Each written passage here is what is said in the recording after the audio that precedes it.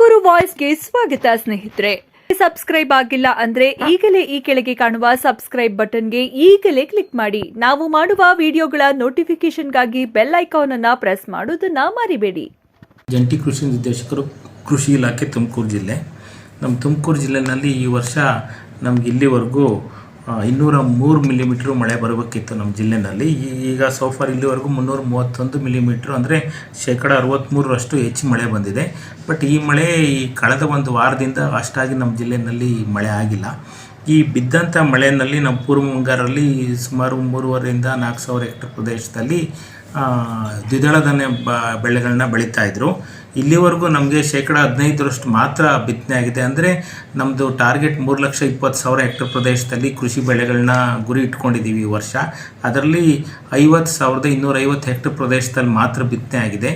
ಈಗೇನು ನಮಗೆ ಶೇಂಗಾ, ತೊಗರಿ ಮತ್ತು ಮುಸ್ಕಿನ ಜೋಳ ಮಾತ್ರ ಬಿತ್ತನೆ ಆಗಿದೆ. ಶೇಂಗಾ ಸುಮಾರು ಒಂದು 21,000 ಹೆಕ್ಟೇರ್ ಪ್ರದೇಶದಲ್ಲಿ, ಮುಸ್ಕಿನ ಜೋಳ ಒಂದು 10,000 ಹೆಕ್ಟೇರ್ ಪ್ರದೇಶದಲ್ಲಿ ಮಾತ್ರ ಬಿತ್ತನೆ ಆಗಿದೆ. ಉಳಿದಂತೆ ದ್ವಿದಳ ಧಾನ್ಯ ಬೆಳೆಗಳು ಎಲ್ಲ ಸೇರಿ ಒಟ್ಟಾರೆಯಾಗಿ ರಾಗಿ ಸ್ವಲ್ಪ ಮುಂಚಿತವಾಗಿ ಬಿತ್ತನೆ ಆಗಿರೋದೆಲ್ಲ ಸೇರಿ ಸುಮಾರು 50,000 ಹೆಕ್ಟೇರ್ ಪ್ರದೇಶದಲ್ಲಿ 15% ಮಾತ್ರ ಬಿತ್ತನೆ ಆಗಿದೆ.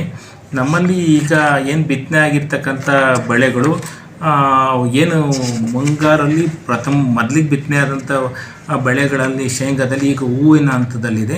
ಮತ್ತು ಈ ಹೊಸ್ದಾಗಿ ಲೇಟಾಗಿ ಬಿತ್ತನೆ ಆದವೆಲ್ಲ ಬೆಳವಣಿಗೆ ಹಂತದಲ್ಲಿದೆ.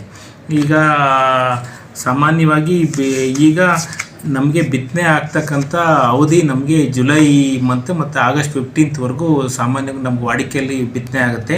ಈಗ 70% ಲ್ಯಾಂಡ್ ಪ್ರಿಪ್ರೇಷನ್, ಅಂದರೆ ಭೂಮಿ ಸಿದ್ಧತೆ ಆಗಿದೆ. ಈ ಬಿತ್ತನೆ ಮಾಡಲಿಕ್ಕೆ ಒಳ್ಳೆಯ ಆದಾಯ ಇದೆ. ಈಗ ನಾವು ಜಿಲ್ಲೆ ರೈತರು ಮತ್ತು ನಾವೆಲ್ಲ ಒಂದು ಉತ್ತಮವಾದ ಮಳೆ ನಿರೀಕ್ಷೆ ಮಾಡ್ತಾಯಿದ್ದೀವಿ. ಮಳೆ ಬಂದಲ್ಲಿ ನಮಗೆ ಈಗ ರಾಗಿ ಮತ್ತು ಇತರೆ ಶೇಂಗಾ ಹಾಗೂ ಇತರೆ ಬೆಳೆಗಳ ಬಿತ್ತನೆ ಜಾಸ್ತಿ ಆಗುತ್ತೆ. ಸಾಮಾನ್ಯವಾಗಿ ನಮಗೇನು ಬಿತ್ತನೆ ಆಗ್ತಕ್ಕಂಥದ್ದು ಜುಲೈ ಮತ್ತು ಆಗಸ್ಟ್ ಅವಧಿನಲ್ಲಿ ಇರೋದ್ರಿಂದ ನಮಗೀಗ ಮಳೆ ಅವಶ್ಯಕತೆ ಇದೆ.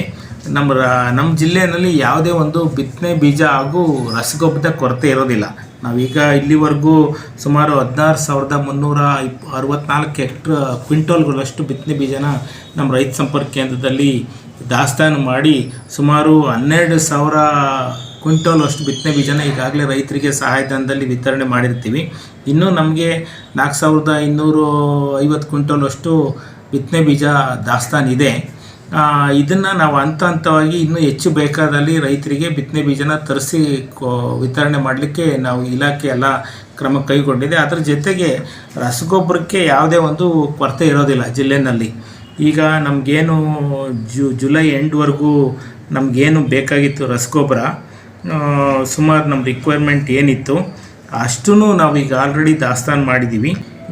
ಇಲ್ಲಿವರೆಗೂ ನಮ್ಮ ಟೋಟಲ್ ಅವೈಲಬಿಲಿಟಿ ಬಂದು ನಮಗೇನು ಮುಂಗಾರು ಹಂಗಾಮಿಗೆ ಏನು 70,000 ಮೆಟ್ರಿಕ್ ಟನ್ ಬೇಕಾಗಿದೆ. ಅದಕ್ಕೆ ಎಗೇನೆಸ್ಟಾಗಿ ನಮ್ಮದು OBನೂ ಸೇರಿ ಒಂದು 77,500 ಮೆಟ್ರಿಕ್ ಟನ್ ಅಷ್ಟು ರಸಗೊಬ್ಬರ ಜಿಲ್ಲೆಯಲ್ಲಿ ದಾಸ್ತಾನಿತ್ತು. ಇದರಲ್ಲಿ ನಾವು 30,750 ಮೆಟ್ರಿಕ್ ಟನ್ ಅಷ್ಟು ರಸಗೊಬ್ಬರನ ಈಗಾಗಲೇ ರೈತರಿಗೆ ಏನು ರಸಗೊಬ್ಬರ ಮಾರಾಟಗಾರರಿಂದ ವಿತರಣೆ ಆಗಿದೆ. ಅದ್ರ ಜೊತೆಗೆ ಈಗ ಇವತ್ತಿಗೆ ನಮಗೆ 46,827 ಮೆಟ್ರಿಕ್ ಟನ್ ವಿವಿಧ ಎಲ್ಲ ರಸಗೊಬ್ಬರಗಳು ಜಿಲ್ಲೆಯಲ್ಲಿ ಲಭ್ಯ ಇದೆ. ಯಾವುದೇ ಒಂದು ಕೊರತೆ ಇರೋದಿಲ್ಲ. ರಸಗೊಬ್ಬರಕ್ಕಾಗಲಿ ಬಿತ್ತನೆ ಬೀಜಕ್ಕಾಗಲಿ ಯಾವುದೇ ಒಂದು ಕೊರತೆ ಉಂಟಾಗಿರೋದಿಲ್ಲ. ಮುಖ್ಯವಾಗಿ ನಾವು ಬೆಳೆ ವಿಮೆ, ನಾವು ಏನು ರೈತರು ಸಂಕಷ್ಟದಲ್ಲಿ ಮಳೆ ಅತಿವೃಷ್ಟಿ ಆದಾಗ, ಅನಾವೃಷ್ಟಿ ಆದಾಗ ಏನು ನಾವು ಬೆಳೆ ವಿಮೆ ರೈತರಿಗೆ ರಕ್ಷಣೆಗೆ ಬರುತ್ತೆ, ಇದ್ರ ಬಗ್ಗೆ ನಾವು ಜಿಲ್ಲೆಯಲ್ಲಿ ವ್ಯಾಪಕ ಪ್ರಚಾರ ಕೈಗೊಂಡು ನಮ್ಮ ಮಾನ್ಯ ಜಿಲ್ಲಾಧಿಕಾರಿಗಳ ನೇತೃತ್ವದಲ್ಲಿ ಎನ್ರೋಲ್ಮೆಂಟ್ನ ಮಾಡಿಸ್ತಾ ಇದ್ದೀವಿ. ಸಾಕಷ್ಟು ಎನ್ರೋಲ್ಮೆಂಟ್ ಮಾಡಿಸ್ತೀವಿ. ಮತ್ತು ಇದಕ್ಕೆ ರೈತರಿಂದ ಪೂರಕವಾದ ವಾತಾವರಣ ಇದೆ. ಯಾಕಂದರೆ ಕಳೆದ ಸಾರಿ ಏನು 74,000 ಜನ ರೈತರು ಕಟ್ಟಿದ್ರು, ಅವ್ರಿಗೆ 68 ಕೋಟಿ ರೂಪಾಯಿಯಷ್ಟು ಏನು ಕ್ಲೈಮ್ಸ್, ಏನು ವಿಮಾ ಪರಿಹಾರನ ಒದಗಿಸ್ಕೊಟ್ಟಿದ್ದೀವಿ. ಅದ್ರ ಜೊತೆಗೆ ಇಲ್ಲಿವರೆಗೂ ನಮಗೆ 86,687 ಜನ ಈ ವರ್ಷ ವಿಮೆನಲ್ಲಿ ರೈತರು ಪಾಲ್ಗೊಂಡಿದ್ದಾರೆ.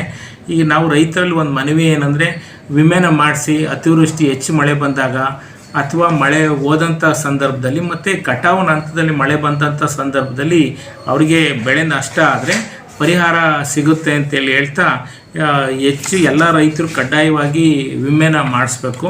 ಅದ್ರ ಜೊತೆಗೆ ಈಗ ಬೆಳೆ ಸಮೀಕ್ಷೆ ಕಾರ್ಯನ ಮಾಡ್ತಾ ಇದ್ದೀವಿ. ನಾವು ಬೆಳೆ ಸಮೀಕ್ಷೆಗೆ ಸಂಬಂಧಪಟ್ಟಂಗೆ ಹೆಚ್ಚು ಪ್ರಚಾರ ಮಾಡಿದ್ದೀವಿ. ಮತ್ತು ರೈತರೇ ಸ್ವತಃ ಏನು ಎಲ್ಲ ರೈತರ ಹತ್ರ ಮೊಬೈಲ್ ಇರುತ್ತೆ, ಅವರಲ್ಲಿ ಏನು ಮೊಬೈಲ್ ಇದೆ ಅದರಲ್ಲಿ ಬೆಳೆ ಸಮೀಕ್ಷೆ 2024 ಅಂತೇಳಿ ಪ್ಲೇಸ್ಟೋರಿಗೆ ಹೋಗಿ ಅವರು ಒಂದು ಆ್ಯಪ್ ಇದೆ, ಮುಂಗಾರು 2024 ಅಂತ ಒಂದು ಆ್ಯಪನ್ನು ಡೌನ್ಲೋಡ್ ಮಾಡಿಕೊಂಡು ರೈತರಿಗೆ ನಾವು ಬೆಳೆ ವಿಮೆ ಪ್ರಚಾರದ ಜೊತೆಗೆ ಅವರೇ ಸ್ವತಃ ಅವರು ಜಮೀನಿನಲ್ಲಿ ಬೆಳೆದಂಥ ಬೆಳೆನ ಸಮೀಕ್ಷೆ ಮಾಡಿ ನಮೂದು ಮಾಡಬೇಕು ಬೆಳೆ ಸಮೀಕ್ಷೆಯಲ್ಲಿ ಅನ್ನೋದ್ರ ಬಗ್ಗೆನೂ ನಾವು ತರಬೇತಿ ಕೊಟ್ಟು ಡೆಮೋಗಳೆಲ್ಲ ಗ್ರಾಮ ಮಟ್ಟದಲ್ಲಿ ಕೊಡ್ತಾ ಇದ್ದೀವಿ. ಅದನ್ನು ಸದುಪಯೋಗ ಮಾಡ್ಕೋಬೇಕು. ಮತ್ತು ರೈತರು ತಾವು ಬೆಳೆದ ಬೆಳೆನೇ ಅವರೇ ನಮೂದು ಮಾಡೋದ್ರಿಂದ ಮುಂದೆ MSP ಬೆಂಬಲ ಬೆಲೆ ಇರ್ಬೋದು ಅಥವಾ ಬೇರೆ ಸರ್ಕಾರದ ಎಲ್ಲ ಯೋಜನೆಗಳಿಗೆ ಇದನ್ನು ಲಿಂಕ್ ಮಾಡಿರೋದ್ರಿಂದ ಪರಿಹಾರ ಮುಂದಿನ ದಿನಗಳಲ್ಲಿ ಮಳೆ ಬಂದು ಅಥವಾ ಅತಿವೃಷ್ಟಿ ಅನಾವೃಷ್ಟಿ ಆದಾಗ ಪರಿಹಾರ ತಗೋಬೇಕಾದ್ರೆ ಯಾವ ಬೆಳೆ ಬೆಳೆದಿದ್ರು ತಮ್ಮ ಜಮೀನಿನಲ್ಲಿ ಅನ್ನೋದು ನಿರೀಕ್ಷೆ ಮಾಡಿರ್ತಾರೆ.